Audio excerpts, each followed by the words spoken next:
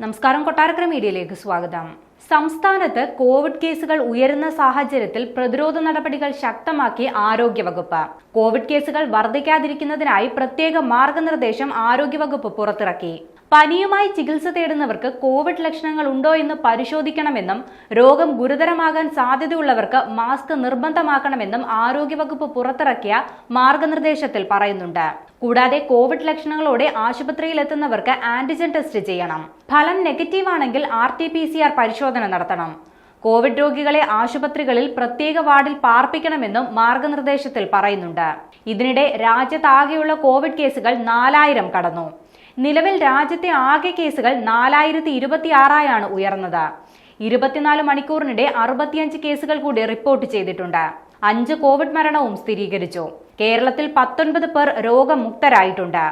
Active കേസുകൾ 1416 കുറഞ്ഞു.